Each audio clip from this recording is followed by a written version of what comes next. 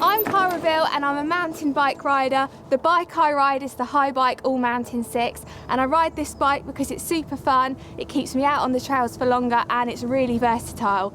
Whilst their range includes electric mountain bikes, like the All Mountain 6 which I ride, it also includes hybrid trekking models ideal for rides on roads, towpaths and easy trails, or just a trip to the shops.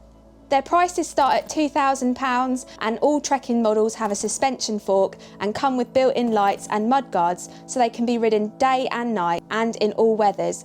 They have a rear rack as well, so you can carry luggage or shopping. Haibike's mountain bikes are built for tough terrain and have high torque motors, lots of battery capacity, and come with full suspension like my All Mountain or a hardtail. I get quite a lot of questions as to why I ride an e-bike, and there's quite a lot of myths surrounding this as well, so let's set the record straight. An e-bike is a great way to add to your cycling experience. You can go further, faster, and actually cycle up hills that you perhaps would have had to have walked up before. For me, I enjoy going downhill, so the e-bike allows me to get more runs in and actually save my energy as well. It's a great way for exploring. You can go anywhere you would on a normal bike. You can cycle down bridleways, cycle paths, towpaths, and it's a great way to take a relaxed trip to the pub. It's a great way to get to work as well. You can leave the car at home and avoid public transport. You don't need a licence either, but it's a good idea to get insurance and to wear a helmet. An electric bike isn't like a motorbike at all. There isn't a throttle on the handlebars, but instead it senses how hard you're pedalling and gives you extra power to help you along the way. You can select how much extra power the bike gives you via a bar-mounted controller that's close to hand. This means that it won't run away with you and you feel safe while riding it. Heading uphill, you can select extra power if you need it and dial it back down on the flat to keep more charge in your battery. And if you go over 15.5 miles an hour, the motor cuts out completely. This is a legal requirement, which means you're in control. So it's just like riding a bike. If you pedal, it moves. If you stop, the bike stops.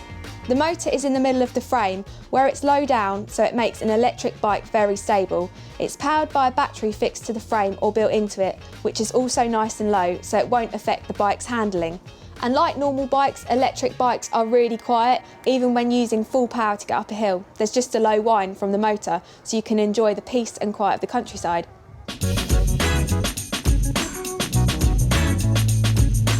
How far an e-bike will take you depends on a few things, including how fit you are, your riding style and where you're riding. On flattish roads, if you're quite fit, the high capacity batteries in Haibike's range might take you up to 100 kilometres. If you're riding up hills relying on a lot of the higher power settings, you might only get a third of that, but that would still be 2 hours plus of riding, so there's plenty of time to get somewhere. If you're going a longer distance and your battery starts to run low, your controller will show you that you've got a limited range left. That means you can dial down the assistance level to keep the battery going longer. And even if your battery does run low, you can still pedal so you don't have to walk home. An electric bike's battery capacity is measured in watt hours, and Haibike's batteries on its different models start at 400 watt hours capacity, which should give you several hours range. I rarely use all my battery capacity, and if I do, it takes between 3 and 4 hours to fully recharge it, but a top-up is a lot quicker and will get you back on the road again between rides in no time. And you don't have to wait for it to completely run out, you can top it up at any time.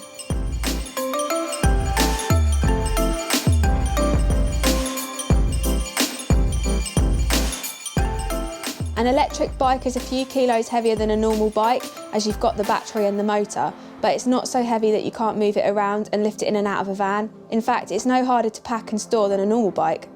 Many motor systems have a walk mode too, so that you can walk alongside your e-bike and the motor will work at a low rate to help you move it around more easily. For example, if you're on a trail and you needed to push it up a few steps. An electric bike is no harder to keep going than an ordinary bike. Just like an ordinary bike, you'll need to keep it clean, lubricate the chain and the gears, and keep the tyres pumped up so it's in tip-top condition. The motor and battery look after themselves, and there's no user maintenance needed.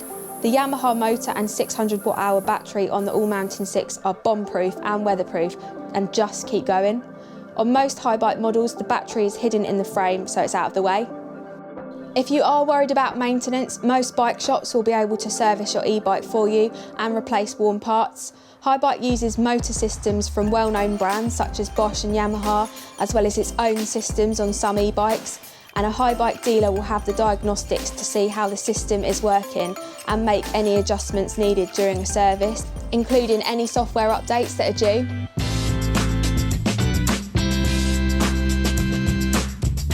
I get asked this question a lot, and my response to it is always, as a beginner, I find it very beneficial because here in the UK there are very few places that have uplift service, so if I can get to the top of a hilly section of trail quicker, it means I get more laps in and more practice on the bike. It also saves energy for the fun part, which is always the descent, but what it has also done is introduced a fun way of getting back to the top rather than sitting on an uplift. So an electric bike is a great option whatever your age and fitness level. Sure, it's a great option if you're nervous about how far you can ride or whether it will be too hard and you won't be able to get up the hills along the way. But for fitter riders, it will still let you go further and harder without the risk of running out of energy. If you're after more of a workout though, you can dial down the assistance level so that you're doing more of the work, or you can always turn the motor off altogether for part of your ride so that you can put in as much effort as you want to.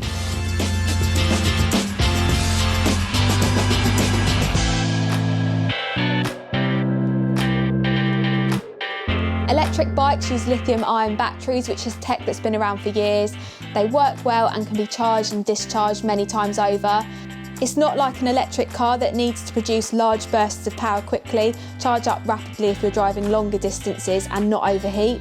An electric bike has a lower, more steady load on its battery and can charge up more gradually. It's smaller too, so won't overheat either. Brands like Bosch and Yamaha make small changes to their motors every few years to make them more powerful or efficient, or they may update their controllers, but this is more about refinement than major shifts in technology. Battery management software has improved enormously already so that your e-bike will run effectively and recharge efficiently whatever its level of charge. Haibike's battery management system means that there's not the issue you get with electric cars, with battery capacity dropping off over time. Haibike's batteries will last for many, many charging cycles without losing range.